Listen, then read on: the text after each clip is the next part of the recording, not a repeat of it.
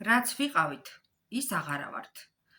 რაცა ვართ, არც ის ვიქნებით. ჯერ კიდევ ჩემს მახსოვრობაში, ჩემს ბავშვობის ხანაში რამდენი ჩვეულება და ცრუმორწმუნოობა, თუნდაც ადათი იყო გურიაში, რომელსაც დღევანდელი ახალგაზრდა ვერც კი წარმოიდგენს.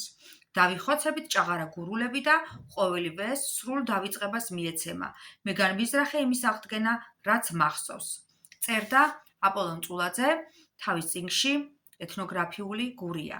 და ვინაიდან აპოლონ წულაძეს ჰქონდა მწუხილი იმისა, რომ ჭაღარა გურულების წესჩვეულებები დაიკარგებოდა, აქვე წაგიკითხავთ მისი წიგნიდან ცნობებს ლამპრობის შესახებ. 1 თებერვალი, ანუ მიგებება საღამო. ამ საღამოსთვის ბავშვები ძალიან ადრიანად ემზადებოდნენ, რომ კარგი ლამპარი ჰქონოდათ, რასაც აკეთებდნენ უფრო ხშირად ბალის ტყავისაგან, ნასხვენიდან, ან წლის ღეროსაგან, ჩალისაგან და სხვა. კარგად რომ დაბნელდებოდა ოჯახის ყველა წევრი, დიდი ან პატარიანად, თითო ლამპარს გამოიტანდა ანთებულს, ამნაირად მთელი არე განათდებოდა. ბავშვები ყიჟინებდნენ ლამპრობაო, იყო სიცილი, ხუმრობა, ლამპრის ლამპარზე დარტყმა. სოფელი სოფელს ეჯიბრებოდა და ოჯახი ოჯახს. ვის კაი ლამპარი აქო.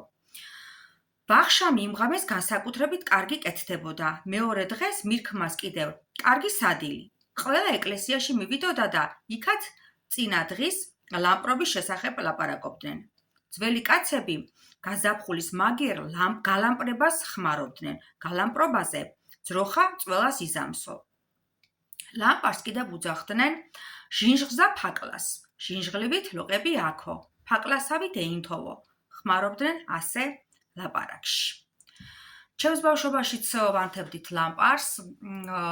ჰქონდა ხალისიანი პაიქრობა ხოლმე მეზობლებს, ვის უფრო დიდი ლამპარი ექნებოდა. მამაკაცებსაც გადაქონდათ ოჯახიდან თითო კერძი და რომელიმე ლამპართან შემოჯდებოდნენ და აღნიშნავდნენ ლამპრობას, თუმცა როგორც აპოლონ წულაძე აღწერს, ესე სოფელი სოფელს ეჯიბრებოდაო, მე ესეთი მასშტაბის ლამპრობა არ მახსოვს. სამწუხარო არის, რომ ეს დაიკარგა, რადგან საერთო ხალისისთვის ძალიან კარგი იქნებოდა. დღეისათვის ეს იყო. ვისაც გაინტერესებთ ცნობები საქართველოს ამ პატარა კუთხის გურიის შესახებ, გამოიწერეთ ჩემი გვერდი, გაუზიარეთ ვიდეოების ხვებსაც, როგორც კი მოვახერხებ, აუცილებლად ჩავწერ კიდევ რაიმე საინტერესოს.